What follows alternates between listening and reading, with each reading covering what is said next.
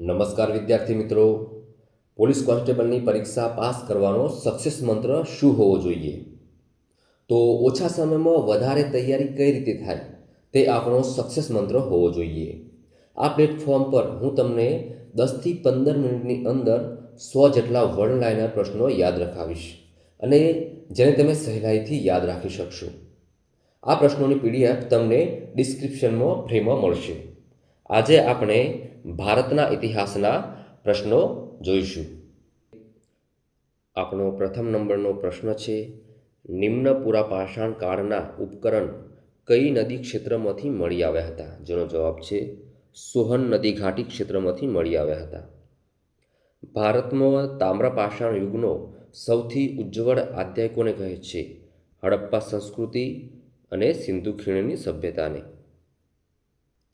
ત્રીજા નંબરનો પ્રશ્ન છે, સેન્ટ થોમસ ઈસાઈ ધર્મના પ્રચાર માટે કોના સમયમાં ભારતમાં આવ્યા હતા? ગોંડો ફર્નિસના સમયમાં ભારતમાં આવ્યા હતા. ભારતની પ્રથમ નાગરિક સભ્યતા કઈ છે? હડપ્પીય સભ્યતા. પાંચમા નંબરનો પ્રશ્ન, વયસ્ક વ્યક્તિના મૃત્યુ બાદ પગ કાપીને દફનાવવામાં આવતા હતા જેથી તે ભૂત ના બની શકે. તે પ્રકારની અંધવિશ્વાસનું પ્રમાણ કઈ સંસ્કૃતિમાં જોવા મળે છે? જેનો જવાબ છે જોર્વે સંસ્કૃતિ. મોહેંજો-દડોના સ્નાનાગરના તળિયામાંથી પાણી શોષાઈ ન જાય તે માટે તળિયામાં શાનું પ્લાસ્ટર કરેલું હતું? બિટુમિન કોલસાનું. પ્રથમવાર ધનુષ અને બાણનો ઉપયોગ કયા કાળમાં થયો હતો? મધ્ય પાષાણ કાળમાં થયો હતો.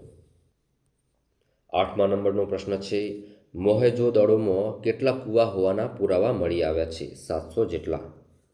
ભૂકંપના અવશેષો સૌપ્રથમ ક્યાંથી મળી આવ્યા હતા? કાલિબંગનમાંથી મળી આવ્યા હતા. કૂતરાને માલિક સાથે દફનાવવાના અવશેષો ક્યાંથી પ્રાપ્ત થયા હતા? રોપડમાંથી પ્રાપ્ત થયા હતા. સોનું તપાસવાના પુરાવા બનવાલીમાંથી મળી આવ્યા હતા. તે ક્યાં આવેલું છે? જેનો જવાબ છે તે હરિયાણામાં આવેલું છે. 12મા નંબરનો પ્રશ્ન છે, હડપ્પીય લિપિના અવશેષો સૌપ્રથમ ક્યારે મળી આવ્યા હતા? 1853માં મળી આવ્યા હતા. ભારતમાં આવેલું સિંધુ સભ્યતાનું સૌથી મોટું સ્થળ કયું છે? રાખી ગઢી. સૌપ્રથમ ઘઉં અને જુવારના અવશેષો કયા સ્થળેથી મળી આવ્યા હતા? મહેરગઢમાંથી મળી આવ્યા હતા. હડપ્પા સંસ્કૃતિની ત્રણેય અવસ્થાના પુરાવા કયા સ્થળેથી મળી આવે છે? ધોળાવીરા અને રાખીગઢીમાંથી મળી આવે છે. 16મા નંબરનો પ્રશ્ન છે, કુંતાસીને બીજા કયા નામથી ઓળખવામાં આવે છે? બીબીનો ટીમ્બો. સૌથી વધુ એક શૃંગી પશુનું ચિત્ર ક્યાં જોવા મળે છે? હડપ્પાની મહોરોમાં. ઋગ્વેદમાં કઈ નદીની માતા તરીકે ઉલ્લેખ થયેલ છે? સરસ્વતી નદીનો. આર્યો સૌપ્રથમ ભારતમાં કયા માર્ગેથી પ્રવેશ કર્યો હતો? જેનો જવાબ છે હિન્દુકુશ પર્વતમાળાના ખૈબર ઘાટથી પ્રવેશ કર્યો હતો. ચિનાબ નદીનું ઋગ્વેદ કાળમાં શું નામ હતું? અસ્કિની નામ હતું. 21મા નંબરનો પ્રશ્ન છે, વૈદિક કાળમાં ન્યાયાધીશોને કયા નામથી ઓળખવામાં આવતા હતા? પ્રશ્ન નિવાક. વૈદિક કાળમાં કુટુંબના વડાને કયું નામ અપાયું હતું? કુલપ. વૈદિક કાળમાં લોકો રાજાને સ્વૈચ્છિક કર આપતા હતા. તેને શું કહેવાતું હતું? બલિ. વિષ શબ્દનો ઉપયોગ ઋગ્વેદમાં કેટલી વાર જોવા મળે છે? 170 વાર જોવા મળે છે. 25 નંબરનો પ્રશ્ન, ઋગ્વેદમાં ધનવાન વ્યક્તિને કયા નામથી ઓળખવામાં આવતો હતો? ગોમતના નામે ઓળખવામાં આવતો હતો. લોપામુદ્રા, અપાલા અને મૈત્રી કયા સમયની વિદુષીઓ હતી? ઋગ્વેદકાલીન. ઋગ્વેદમાં ખેડાન દ્વારા કરાયેલા ચાસ માટે કયો શબ્દ પ્રયોજાતો હતો? સીતા. વૈદિક કાળનો સમયગાળો જણાવો. ઈસવીસન પૂર્વે 1500 થી ઈસવીસન પૂર્વે 600. જંગલી ભૂંડ એ કોનું શાહી ચિહ્ન હતું? ચાલુક્યોનું. 30મા નંબરનો પ્રશ્ન છે, અષ્ટાંગ હૃદય ગ્રંથની રચના કોણે કરી હતી? વાઘભટ્ટે કરી હતી. ઋગ્વેદમાં પશુઓના દેવતા કોણ હતા? પૂષણ. ઋગ્વેદમાં કેટલા સૂક્તો છે? 1028 સૂક્તો છે. 33 નંબરનો પ્રશ્ન, રાજા જનતાનો રક્ષકના બદલે જનતાનો ભક્ષક બન્યો હોય આવું શામાં કહેવાયું છે? શતપથ બ્રાહ્મણમાં કહેવાયું છે. 34 નંબરનો પ્રશ્ન, તૈત્રીય સાહિત્યમાં ન્યાયાધીશો કયા નામથી ઓળખાતા હતા? ગ્રામ્યવાદીના નામે ઓળખાતા હતા. ષડદર્શનનું બીજ રોપણ કયા કાળમાં જોવા મળ્યું? ઉત્તર વૈદિક કાળમાં. મહાજનપદનો ઉદય ઈસવીસન પૂર્વે 600માં કયા સામ્રાજ્યથી થયો હતો? મગધ સામ્રાજ્યથી થયો હતો. 37 નંબરનો પ્રશ્ન, 16 મહાજનપદોનો ઇતિહાસ વિશેની જાણકારી ક્યાંથી મળે છે? બૌદ્ધ ગ્રંથ અંગુત્તર નિકાય અને જૈન ગ્રંથ ભગવતી સૂત્રમાંથી મળી આવે છે. 38 નંબરનો પ્રશ્ન, મગધની રાજધાની કઈ હતી? ગિરિવ્રજ કે રાજગૃહ?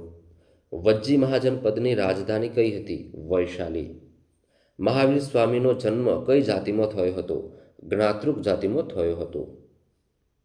41 નંબરનો પ્રશ્ન છે, શૂરસેન મહાજનપદની રાજધાની કઈ હતી? મથુરા.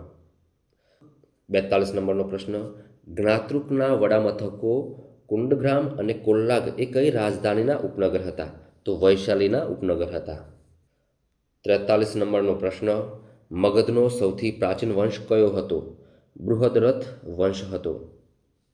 પ્રથમ બૌદ્ધ સંગીતનું આયોજન કોણે કરાવ્યું હતું? અજાતશત્રુએ કરાવ્યું હતું.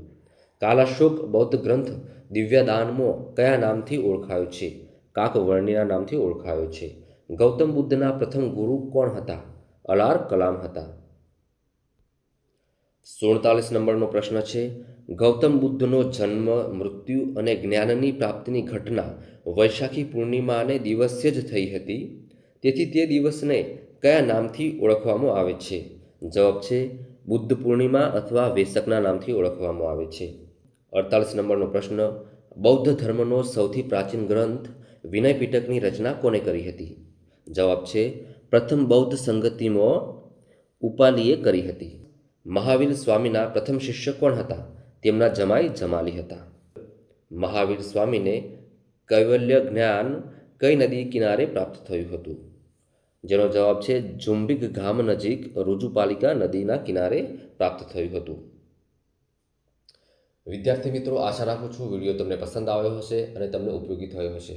જો વિડીયો તમને ગમ્યો હોય તો વિડીયોને લાઇક કરી દેજો અને તમારા મિત્રો સાથે શેર કરજો અને ચેનલને પ્લીઝ સબસ્ક્રાઈબ કરી લેજો.